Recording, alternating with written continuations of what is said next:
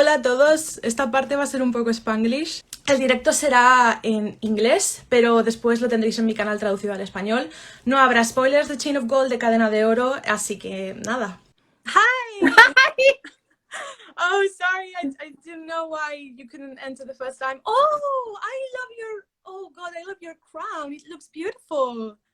Thank you. How are you? Hola, ¿qué tal? Oh, thank you. I'm fine. I'm doing fine. What about you? Are you staying safe and are you doing fine? Estoy bien, más o menos. We have a very exciting election happening here that seems to be going on for a very long time. Yes, I know. I've been watching the news, and here in Spain, they're talking about that all the time as well. So, yeah. Okay, so you know all about that. Yeah. Okay, so the first question is, because I know that you do a lot of research. You usually live in places that you write in your books, and I know that while you were writing The Infernal Devices, you went to London, and I think you lived there for some times, didn't you? Yeah.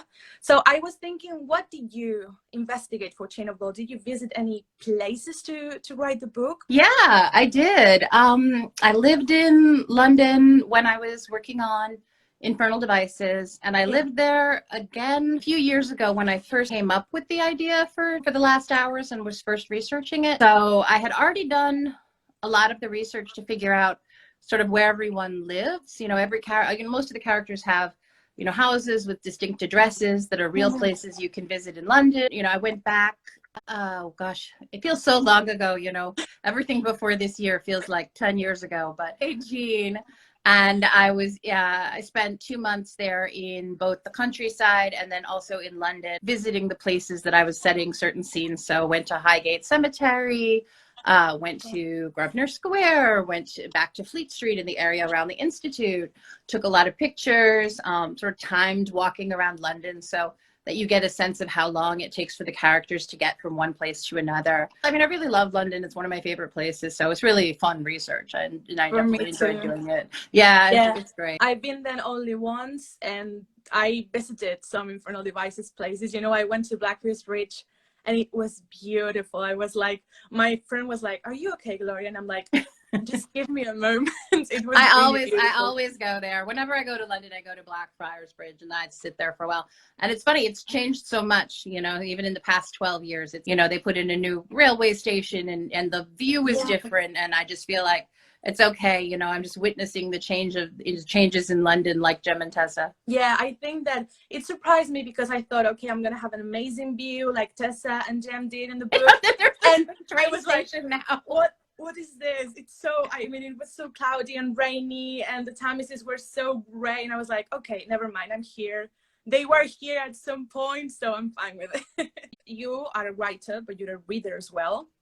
So what books or which books changed you, and which books inspired the Shadowhunter Chronicles? Because I know that Tale of Two Cities was a huge inspiration. The Tale of Two Cities was definitely a big inspiration for the Infernal Devices. And then for The Last Hours, it was Great Expectations, also by Charles Dickens. I mean, there's a lot of different, you know, obvious influences that go into, you know, writing a book. I mean, I'm trying to remember when I was a little kid, you know, what was I reading? And the first fantasy that I read that really influenced me was Lord of the Rings, you know, and the Narnia Chronicles. Classics, right? My dad gave them to me, you know, and I read them when I was very young, and I loved the Narnia Chronicles. And then the first thing I read that I think was really influenced my desire to write urban fantasy was the Vampire Chronicles by Anne Rice. To be serious, right? Yeah, Interview with the Vampire. There's a movie. I don't think there's a TV series that's coming at some point. The first time that I'd always thought about vampires and werewolves as like monsters, and it was the first time I read something from the point of view of a werewolf, of a vampire, and thought, oh, okay, you know, they're you know, like the idea that, you know, these magical creatures or these fantastic monsters are also people was really exciting and interesting to me. So I loved those. And then after that, I read all the urban fantasy that I could find, which was a lot. One of the books I really loved was Blood and Chocolate by Annette Curtis Klaus. She also wrote a book called The Silver Kiss, which is vampires, blood and chocolate as werewolves. There's a great book by Ellen Kushner called Swords Point, which is a really wonderful, takes place in an imaginary fantasy city, and has a queer main couple. And that was the first time I really saw LGBT representation in the books that I was reading, and I looked for more of that. So I read a lot of, oh man, you read a lot when you're a kid. Some of it's great, some of it's not so great. I read a lot of Mercedes Lackey. I read a lot of Anne McCaffrey. I read a lot of women who write science fiction and fantasy. So I think all of those things have been influences on the Shadowhunter Chronicles, because they all sort of, you know, become part of you in terms of sort of the tone of the Shadowhunter Chronicles. Buffy the Vampire Slayer was a big influence because I really loved the way that it balanced drama and humor. That's great. I wanted to ask you something that's been on my mind for years. Charlotte. Her name is Charlotte Branwell. I was thinking it was inspired by Charlotte Bronte. Definitely inspired by the Bronte sisters, and they had a brother named Branwell. Yeah, that's why. It was a little bit of a homage to the Bronte sisters by, you know, giving Charlotte the, you know, first name of a Bronte, and the last name is also a Bronte. Branwell was a really troubled guy. He was an alcoholic. He was kind of a fun party guy, kind of a little bit more like Matthew. In Last Hours than anyone in Infernal Devices. But yeah, because he got all the advantages because he was the boy and they sent him to school and he got, you know, the education and everything that the girl never got. But Anne, Emily, and Charlotte went on to be successful writers, and Branwell's life was pretty much destroyed, even though his sisters really loved him and they did everything they could to help him. So it's a sad story, but I've always found the Bronte's lives really fascinating. Yeah, I mean, Jane Eyre is one of my favorite books. I was reading the other day the scene where Rochester confesses his love, and it's so funny because Jane is like, no, you can't love me, and he's like, I do love you, and I'm like, you're both idiots, please stop it. Oh god, it was like that. I mean, it was great. It's one of my favorite books. Then I want to talk about Swordcatcher. Oh, okay. I was thinking, what has been the main difference in the writing process for both series, for the Shadowhunter Chronicles and Swordcatcher Chronicles? What has been the main thing that you have noticed while you've been writing both of them? I think two different things. One is the research process is very different because Swordcatcher is high fantasy. So I have to invent the whole world instead of inventing a secret world that's inside our world, like in Shadowhunters. This is just a whole world that, you know, exists on its own, has its own religion, politics, geography, weather, you know, it's food, really culture, languages. It's a lot of like ground up sort of building this whole landscape of a world and making it seem believable. And then also the people in Swordcatcher are older, so they have different. I would say that they're not very old. They're like early 20s, but they're definitely in a different life stage than most of the main characters of Shadowhunters. So they're, you know, they have slightly different concerns. They, you know, they're more concerned sort of about, I mean, this is going to sound funny since it's fantasy, but like their jobs, their careers, what they do, less concerned about like their parents, because even though they have parents, when you're younger, there's a lot of, you know, you're working towards figuring out your own identity, and your parents figure into that. By the time you're in your 20s, you're basically starting out on that with that identity that you've chosen. And while your parents are still an influence, they're not the same big influence. And, you know, you're sort of seeing people developing different kinds of relationships and just having different kinds of priorities. Even though they're, you know, I was like, it's funny to say career when these people are like magical pirates, but you know, that's their job. Oh, pirates. Are they pirates? Oh, there are some pirates. That's interesting. I mean, I understand because I am working on a book series. I've been working on it for 5 years. And a few days ago, I was talking with my friends, and I finally developed the main magician thing. I mean, the different eras of my world, and it's really difficult to kind of get everything together and do not make mistakes during the way.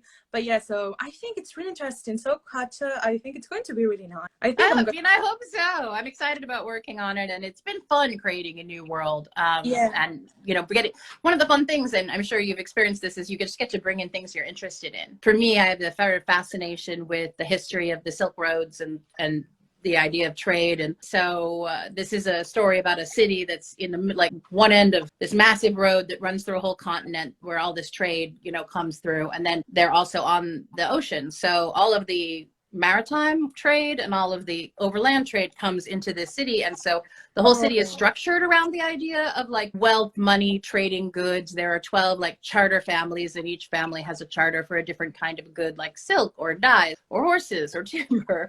And so they're always jockeying for power in the city. And the power comes from, you know, trading these different goods with different political alliances. And so I don't know, it's been a lot of fun because I get to sort of look at things that I really enjoy reading about history and incorporate them in. That's great. I wanted to talk about Cordelia. I mean, Okay. we know that Cordelia is the main character, which I love so much. I mean, poor baby. I hope she gets contained of iron. She speaks Farsi with her family, and I wanted to know how you approach writing characters who speak languages that you don't, as you did with some, I don't know, with Christina or the Rosales. How did you approach that? Well, with Cordelia, it's really interesting because I was born in Iran and Farsi was my first language. I mean, great. I can only baby talk, you know, but sometimes I'll talk to like, you know, little children who speak Farsi, and their parents will come over like, oh my God, you speak Farsi. And I'm like, oh no. I can say like, what are you doing? You know, and where's your kitty cat and stuff like that, but and I cannot have an adult conversation. So my parents lived in Iran, and then they came back to the US, and then there was this cultural revolution in Iran. And a lot of the people that they known who had lived there, who were academics, a lot of them were in the Jewish community, left because complicated politics. The previous regime in Iran hadn't been great for these people. The next regime in Iran wasn't great. So they left, and they actually came to live near where we lived. And so my parents, you know, retained these friendships with them.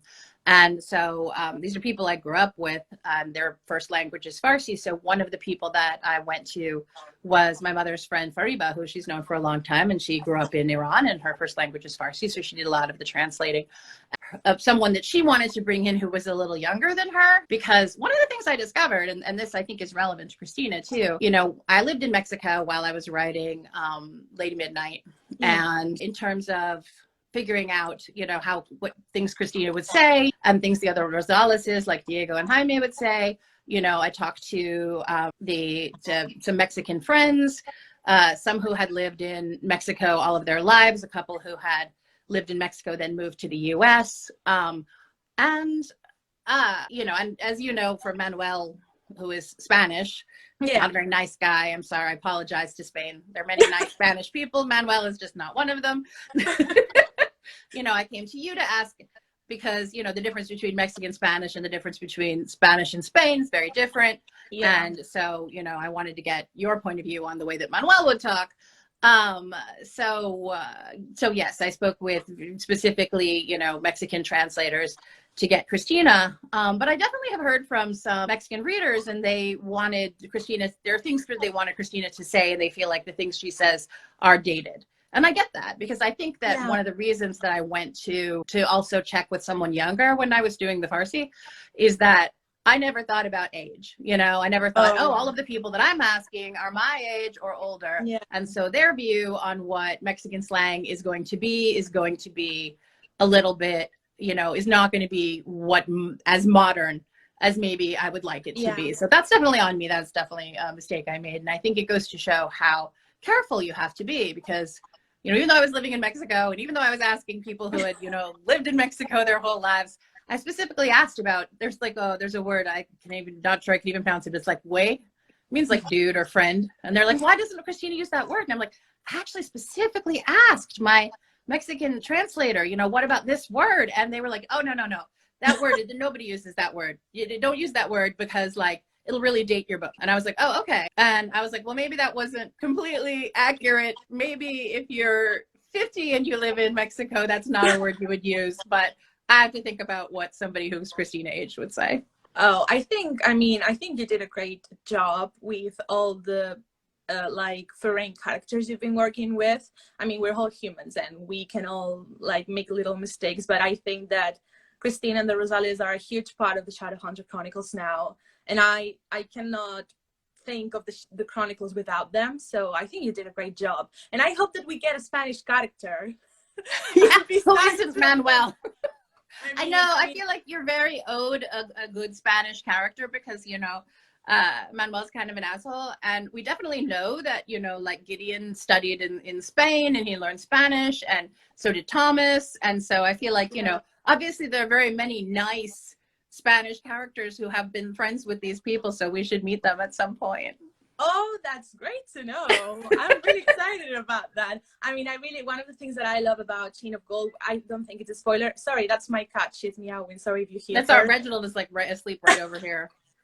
I think that I love that you put that Thomas speaks Spanish and that he speaks lots of languages. I was like, oh God. And one friend of mine is reading now The Infernal Devices, and she's like, oh God, Gideon said, ay Dios mío. Oh my God. And she was fangirling, and I'm like, I know, but that baby boy was speaking in Spanish. So yeah, it's really nice. I mean, I really enjoyed that. This book, it's been on the making for years. I mean, we've been waiting for Chain of Gold a long time. And I wanted to know, what do you think the people are expecting the most? I mean, I know the English readers have been able to read it, myself included, but the Spanish readers have not. So I was thinking, what do you think they're gonna enjoy the most, or what they can expect from the book? There's a real pleasure in going to that time period that in history that, you know, there's a lot of fun in seeing how shadow hunters did their shadow hunting in, you know, 1903. And there's just kind of a pleasure and experience. Like, to me, books are the best time travel. There really isn't anything else we have that's as close, that puts you into sort of the mind and experience of someone living in a time that we'll never get to visit. I think, you know, the amount of research and you know, the amount of scholarship that went into creating, you know, that took all these years, that went into creating what feels like a realistic past, you know, what really hopefully feels like London in 1903, and that we get to see these characters sort of navigating what it means to be a shadow hunter in that time period. They don't have all the tech, like, so even the magic that is as advanced as what shadow hunters have now. That's kind of fun and interesting. And then I also just think that's a great group of characters. I really love them. You know, they're all really vulnerable, really interesting in different ways. I love James. Cordelia is so determined and stubborn, and she really goes after the things that she wants. Lucy is so much fun because she's a writer, and so I get to write, you know, someone who was a lot like me when I was a teenager, always like putting my life into books. And, you know, Lucy's basically a fan fiction writer. She just fan fictions her own life. Yeah, that's great. That's great. Every time I want to ask you something about Lucy's book. Because, I mean, I am a huge fan of Holly Black as well. I love The Cruel Prince. I love the trilogy. I mean, it was great to meet her with you in Manchester 2 years ago almost. And do you make like an Easter egg of The Cruel Prince in the novel? I totally did. I did not tell Holly until after I did it. I don't think this is a big spoiler. Lucy is writing a book when she's young, and her brother obviously is, you know, James Herondale. And she created, the book is called, I believe it's called Secret Princess Lucy is Rescued from Her Terrible Family. And so in the book, she's a princess. So James, her brother, is a prince, and she refers to him as Cruel Prince James. And I totally did that as a reference to Holly. And of course, Holly reads all of my books long before they're published, and I read her books. And Cruel Prince was dedicated to me, which was very lovely. And so this was sort of my way of being like, hey, Cruel Prince. So when I gave her the book, you know, the first draft of Chain of Gold, she laughed like for hours. She was like, Cruel Prince James, I love you. I mean, it was a really beautiful thing that both of you can put things from your friend's book, you know. I mean, it's really beautiful. I mean, I wish in the future, if I'm able to be a writer and have some friends that write too, I would love to put Easter eggs about their books. It's a really beautiful thing to do. I really like it. I think when you're a writer, having friends and who are also writers is really valuable. It keeps your perspective, you know, both, you know, about your work, about your career. If you're having problems, you can always call them. You know, I know that I can call or text Holly in the middle of the night if I'm stuck on something, and she can call me. I think it's a really great relationship to have, because I think it keeps you accountable. You know, it's like, are you doing your work? How's it going? You know, because it's so easy, you know, especially now that we're mostly in quarantine, you know, it's so easy to not do your work. Yeah. Because you feel like, you know, I think we all have the feeling of like, what's the point? Yeah, I mean, and what am I doing this for, you know? Right. You're just like, well, I'll be trapped in my house the rest of my life. And, you know, that's just it. That's future. It's just me and Reginald. And so it's good to have somebody, you know, I mean, obviously my husband helps, you know, cheer me up, but it's good to have somebody in my life who reminds me that, like, there's a value to writing books. It's important, you know, for me to tell Holly, you know, who sometimes feels the same way, that, you know, you are out changing people's lives by writing these stories. You are offering pleasure and you know, the happiness of escaping into another world. And you're also offering empathy. You know, books ask you to understand and empathize with people who are not like you. And that, I think, is valuable. Yeah, I mean, recently I've been publishing some short stories from my chronicles. And there was one follower of mine that I wrote a character called Darius, and he's bisexual. And she was like, he helped me a lot with accept my own sexuality. And I was crying, like, oh my God, this is so special as an author, you know. It was really beautiful. I mean, I know you've received a lot of comments about Alec and Magnus. They're so important for many people. So I really understand now what it means to receive those kind of comments. And I think that it's beautiful. I mean, it's a really beautiful experience. Yeah. I think so. Absolutely. And, you know, doing the writing, doing the work requires you to have that empathy. And I think that's good, especially right now. You talked about being in quarantine, and I was thinking, has this affected your writing process in a way?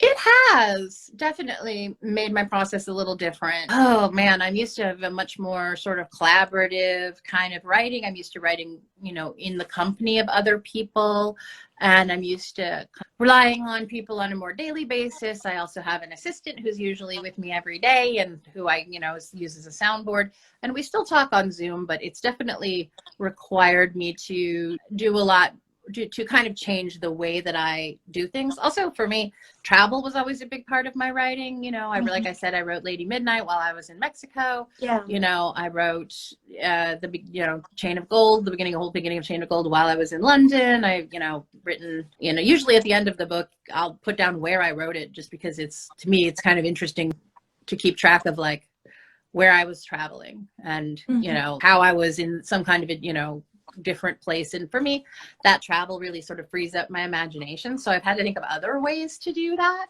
you know, to kind of jumpstart that creative process. So I think that we all do different stuff. For me, it's taken the form of lots and lots of walks by myself.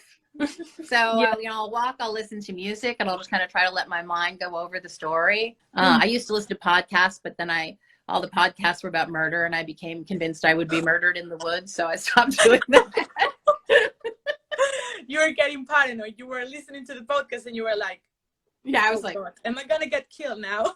I know, I was like, what am I thinking going into the woods by myself? Run. You were like Lucy at the beginning of Chain of Gold. You were brave and adventurous and went to the woods by yourself. Yeah, that moment. I was like, no, this is a bad idea. Bad idea. I got a whiteboard. I've got all these like Post-its. And so for me, it's become a lot more of a visual organization thing, where I would like put, you know, in order to keep track of what's going on with characters, I'll put up like a Post-it note and then a series of Post-it notes, you know, that kind of come down from there, telling me the different stages of the arc of the character, where they're at, and cross-referencing that with things that happen in the plot. So I've become a much more of a visual architect of stories, because before, I feel like, you know, I had people to bounce it off, and now I have to sort of create that structure. Yeah, I mean, that's really interesting to see how it has changed you, but I think you're doing fine. I mean, you have found another way to keep working, so I think it's really great. I really like this question that I'm going to do now. You know about tropes, you know about enemies to lovers. Oh, tropes, yes, absolutely. Yeah. I wanted to ask you, which trope have you worked with that it's one of your favorites, and which one you haven't worked with, you're dying to work with? Ooh. I think one of my favorite obvious tropes is forbidden love. I like it when characters love is forbidden, you know, for some reason or another. Yeah. Either, you know, because your best friend is in love with her, because you think you might be brother and sister, because you're parabata and you can't be in love, because he's in love with someone else. So I always like a love story where there's something really difficult, you know, in there that's keeping two people apart. And I always have a lot of fun with that. I think for me, some of the tropes that I'm excited to explore in Swordcatcher and other works. I can talk a little bit about Wicked Powers and just say, you know, one of the tropes I'm excited to explore there is the teaming up of detectives. You know, we have these sort of main characters, and there's a huge, I mean, this is a book in which, you know, we have some big villains that show up, but we also have some mysteries that need solving. Yeah. And in, you know, Ty, we've already met a sort of Sherlock Holmesy character, and so we have the sort of coming together of the team to solve mysteries, and that's a trope that I really love. And one of the fun things that Swordcatcher allows me to do is do some of the tropes that are around royal families, because there is a royal family in Castellane in this city.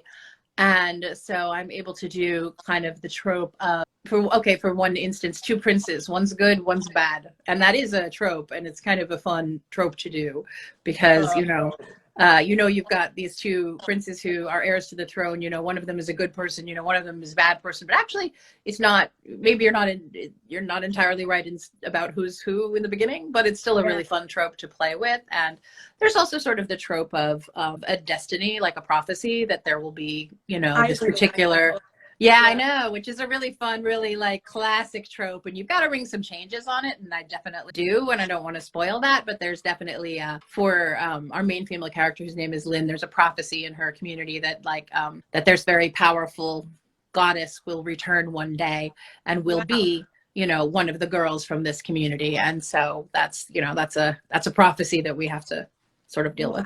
That's great. Oh my god, Swordcatcher comes out in 2022. It got pushed back because of COVID. Yeah, I mean, but we can wait. I mean, we've been waiting for Chain of Gold some years. We can wait for You're patient. I know. I like that about you. And about, I mean, one of my favorite tropes, and I work with this in my books as well, is enemies to lovers. What do you think about this dynamic? Do you like reading it? Would you like work with it, maybe? I love reading it. Obviously, you know, I think Holly did a really good job with it in Cruel Prince, and I also think that one of my favorite enemies to lovers series is The Thief by Megan Whalen Turner. So if you haven't read those, they're great. And the enemies to lovers stuff is really unexpected and really well done. It can be very surprising, and definitely something that I like. Definitely something I'm looking forward to. I can think of two instances in which I'm doing something that's pretty enemies to lovers in both Wicked Powers and Swordcatcher. So it'll be fun because I think they're, you know, that's one of the fun things about a trope. You can do it a million different ways, and so I think they're very different, but I think it'll be interesting to see how they both play out. Yeah, there are infinite possibilities if you do it like, well, you think about it specifically how to do it. So yeah. Now I wanted to ask you about the name of your characters. Like, I really like the names that you put to the Blackthorn siblings. I mean, Julian and Tiberius and Octavian, they're really classical names. So I want to know, how do you think of the names of your characters? Do you get inspiration from real people, or do you go to babynames.com and search for meaningful names? I mean, all of the above, I think. I get inspired by real people's names. I get inspired by names I see in different contexts, you know. I mean, writers, we become I probably know this, very weird about names because we're always looking for interesting names. So like, if I watch a movie, I'll watch all the credits because it's a long list of names. Yeah. And I'm like, okay, you know, you get some interesting names. With the Blackthorns, it was fun because I have a, you know, interest in Roman history. And so it was fun to pick, you know, names that all come out of sort of classical scholarship. So, and it said something, I think, about the family because their father had been, you know, this big classical scholar. So they, you know, they have names that kind of go together. Otherwise, I tend to just look for names that sort of seem to me to fit the characters in some way, remind me, you know, of them. I love Cordelia because, you know, Cordelia in King Lear is such a fascinating character. And so, you know, Lucy obviously is named after Lucy Manette from her parents' favorite book. And Thomas, who's like this very honest, very straightforward character. There's an old legend, English legend about a poet named True Thomas. And so, who was cursed with the gift of only ever speaking the truth. And I think that made me think of him. Yeah.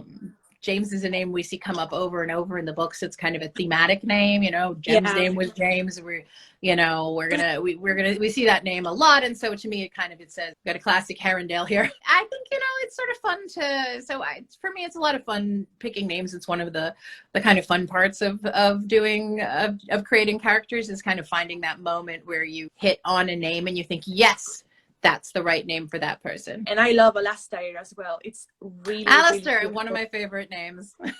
Yeah. I mean, I really loved him in Chain of Gold. You surprised me a lot with his evolution, and I'm looking forward to see what happens with him and another character in Chain of Iron. Oh yeah. Well, Alastair was fun because he's one of the characters who I think is unexpected, you know, like I think we kind of expect to like, hopefully, you know, Cordelia, Lucy, and most people do, and that's great, you know.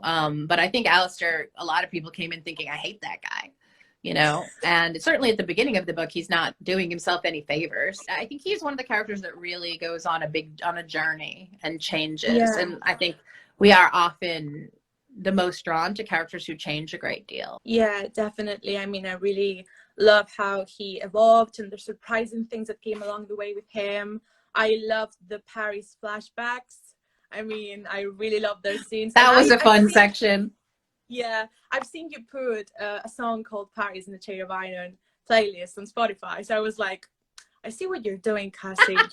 I see what you're doing there. And from all the characters, who would you like to hang out with? Like, ooh, that's interesting, because characters that are the most fun to write aren't necessarily the ones you want to hang out with the most. You know, like Alastair's a lot of fun to write, but I want to hang out with him. I mean, sure, like I'd hang out with Alastair, but would I hang out with Grace? No, I would not hang out with Grace, but she's fun to write. Yeah, I mean, I really had a troublesome relationship with her because I hated her throughout Chain of Gold. But a few weeks ago, I was thinking, and I was like, I like her now because I think she's going to surprise us a lot in Chain of Iron. I really like how she does some unexpected things, I think. And we also get to see her perspective in Chain of Iron. You know, like, so in the first book, there are these interstitials that are like days past, and they tell us a little bit about the past of the characters. And in Chain of Iron, structurally, those are kind of replaced by flashbacks to Grace's childhood, which is partly about getting to know Grace and partly also just she holds the key to a lot of things we don't know the answer to. What's Tatiana up to? What's Tatiana's connection to a certain individual who's very bad? What, you know, what's their ultimate plan? What's going on with Jesse? Like, how did Jesse wind up the way that he is? And so Grace has the answer to all of those things. And so it's really interesting for me, you know, like I said, I wouldn't want to hang out with her in the first book at all. Definitely at the second book, I had to think about things from her perspective, and that was definitely interesting. But just in terms of who would I hang out with, Anna. I would hang out with Anna. She's awesome. Like, I knew you would say Anna. I mean, she's amazing. I love her. I have like a crush on her. We all have a crush on Anna. I mean, every exquisite thing was beautiful. I loved it so much. And I mean, I love how Cordelia and Anna create this beautiful relationship. And I really love the scene where they dress up and they go to the Hell Ruel, and Cordelia goes out of the carriage, and James and Matthew are like, yeah, they're like, and I was like, this is getting really interesting now. So I really like their relationship a lot. Yeah. And from all the chapters of the book, I think I know which one are you going to say, but which one have you enjoyed writing the movie? I actually think that Hell Ruel scene. I love the scene where Cordelia dances. And I don't want to spoil this for people, but there's while I was doing sort of the research for the book, and I was reading, you know, a lot of things that I thought that Cordelia would read. And there is a section in the book where she, very early on, I don't think the spoiler either, that she reads to James when they're both young. And so one of those books was, you know, 1001 Nights, that I thought she would probably have. You know, it was really popular at the time. It's a Persian book. It's a classic. And so I was reading it, and I came across this story of this, you know, servant girl who had to go to the court to prove her worth to the caliph, and basically gave this very beautiful speech about, you know, how wise she was, how learned she was, what an expert she was in all of these subjects, how she knew more than the caliph and all of his attendants, and she was how she basically was the smartest person in the room. And then she ends it, you know, by saying, and, you know, I slay. And I was like, this is great. You know, like, it's like the kind of thing where you're like, this is amazing. And I just was like, I really want, you know, Cordelia to somehow have this moment where she can get up in front of everyone and just be like, I'm a badass. I'm a beautiful badass. Because I mean, we already knew she was a badass, but with that scene, oh my God, I really loved it, because I was thinking, what are the people in the room thinking? What are those two specific people thinking? I mean, you know? Exactly. Like so the first draft of that, actually, I don't want to, some of the characters that weren't there. And then I was like, oh, no, that scene, that needs those characters. They need to be there. They need to see this. You know, it's so important for them to be there and see Cordelia do this thing, because it's such a revelation, I think, about a part of her personality that she doesn't easily share. Yeah, I really love that scene, and the chapter that comes after that scene. Also a fun scene. I'm not gonna lie, I really enjoyed it. It was really inspiring and really beautiful. In that scene, the boy, I'm not gonna say the name, remembered me a lot of his father in a certain scene of Clockwork Prince in a balcony, and I was like... Also a favorite scene of mine. I love that scene, writing that scene in Clockwork Prince. Was one of my favorite things about Will in general, is that he is both really serious and moody, but also the kind of person who will chase a circular demon around the yard. Like, he has this like beautiful romance with Tessa, and this gorgeous scene on the balcony that was so fun to write. And then afterwards, I think he goes outside and he sees a blue demon that he thinks he might know, and he just chases that guy like around and around the garden. And Magnus is like, I don't even know what's up with him. And I was like, I love Will. I love him too. I really love, I fell in love with him when I read The Infernal Devices, but I love that scene because Magnus is there and he's like, were you hooking up? And Tessa's like, no, I mean, we weren't doing anything. Poor and Magnus. Like, sure, Jay. I'm like, I really his whole life is walking in on people. Yeah, so I thought that maybe we can talk about a little bit about Chain of Iron for the English. Vale, chicos, hemos acabado las preguntas de Chain of Gold, de Cadena de Oro. Ahora vamos a hablar un poquito de Chain of Iron. Así que si no habéis leído Chain of Gold, os recomiendo que os vayáis, pero no os preocupéis porque el directo estará traducido. Y cuando acabe anunciaré una sorpresa en mi cuenta, así que quedaos hasta el final si queréis o estar atentos a mi cuenta. Okay, I mean, I haven't prepared any questions for Chain of Iron. I'm just gonna say that I'm really excited. I'm dying to read it. I think that the second books of your series always leave a huge cliffhanger at the end. I mean, Lord of Shadows, oh my God. So, and with Clockwork Prince as well. So I'm really terrified of what you're going to do at the end of Chain of Iron, but I think I'm going to enjoy it as well. So what can you tell us without spoiling anything about the book? Well, I think one of the fun things about the second book in a series is that you get to really deepen the relationships between the characters. Mm-hmm. So for me, Chain of Iron was about raising the stakes of, you know, what's going on. Basically, someone is murdering shadow hunters in a kind of Jack the Ripper style. Yeah, that it remembered me a lot about Jack the Ripper. And I was like, totally, I always found Jack the Ripper fascinating. And I think I'm trying to remember when this happened, but I believe I was trapped on a train with my friend Maureen Johnson, and she's obsessed with serial killers, and she loves Jack the Ripper. So for like 6 hours, she talked to you about Jack the Ripper. And then afterwards, I was like, I think that I'm an expert. Not as much as her. After 6 hours conversation, I thank you. Definitely were. It was long. But Jack the Ripper, kind of in many ways our first urban serial killer that we know about, and a very frightening figure because he was never caught. So, you know, this is not Jack the Ripper. This is years after he stopped killing. But these are sort of Jack the Ripper style murders in that shadow hunters are being found, you know, murdered in their blood in the street. And so, you know, our brave team of good people has to, you know, kind of try to figure out what's going on. How is this happening? Who is doing this and why? And, you know, in the process of doing that, of course, we have the shakeups of a lot of different relationships. Everybody is, I would say this is a book about keeping secrets and sort of the damage that keeping secrets does. Almost everybody in the book has a secret that they're keeping from someone important.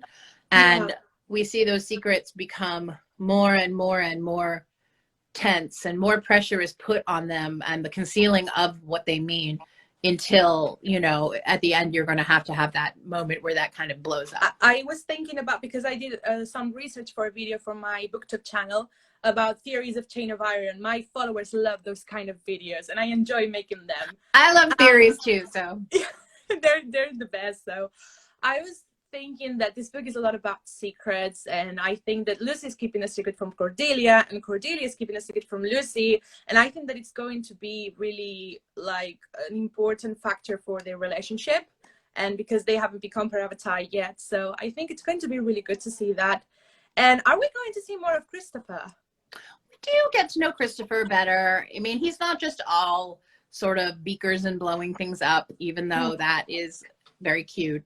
But I think we get to know Christopher better. I actually say Christopher is among the only characters who is not keeping a secret. And that actually makes him interesting, because it's just not really in his nature to keep secrets too much. He develops an interesting relationship with a different person who's in an odd position, because I think they feel like Christopher is one of the few people that they can talk to. And so we do get to see him a bit more. We know Matthew is keeping secrets, not just from his parents, but also from James. And that's a big thing, you know, because in the same way that Lucy and Cordelia are keeping secrets from each other, James and Matthew are keeping secrets from each other. And that puts pressure on that relationship, you know, and starts to create tension in the same way that there's tension with Cordelia and Lucy. Alistair's keeping secrets. Thomas is keeping secrets. Even Anna is keeping secrets. So, like, it's one of those things where everybody's got a secret and that they're not really sharing with their group of friends. And that begins to create cracks in the relationships. I want to see how Matthew and Cordelia relationship develops. I mean, I think they have a really beautiful friendship. Let's call it that. It's just a theory that I have in mind that maybe Grace and Lucy get closer. Yeah, you're not wrong. Oh, great, because at the end of Chain of Gold, there's this conversation between them, and I'm like, there's something going on here. So yeah, and I'm dying to read Philomena, I think, the Italian shadow hunter. I think I'm dying to know more about her. I mean, I really love that you explained that you research with the Italian shadow hunter fan account, the name for the character. With Rosella. I really love that. I mean, it's really beautiful that you look for like cultural things from every, make like this little like homage to. Right, even if it's a small appearance, you know, by someone, I want them to feel, you know, real, to get the language right, to get the culture right, to get the names right. And I think that you're right about, I mean, I think the interesting observation about Lucy and Grace too, because they have a common interest, you know, which is Jessie, not to go into a ton of detail, but obviously, you know, Grace is not someone that Cordelia particularly likes. And so the fact that Lucy has to team up with Grace is something that she keeps from Cordelia. And that's a pretty big secret.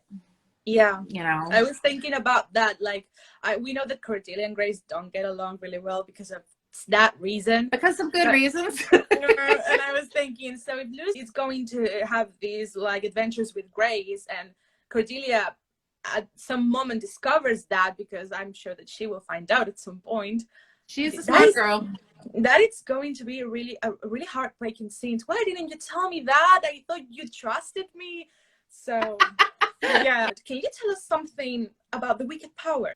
Pick a character. I'll tell you something. Oh God, Ash.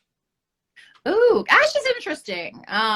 He's definitely been brought up in a manner by, you know, a particularly weird person who has a strange agenda. And Ash has been brought up both sort of alternately being praised a lot and told that he's, you know, incredibly important, and then also being kind of put down in other ways and not really allowed to have much in the way of his own agency. So he is, I think, a character who swings back and forth between sort of bravado and arrogance, and having that sort of insecurity that comes from not really trusting that the people around you have your best interests at heart, which, considering that they're some of the more evil people in the land of fairy, he is right about that.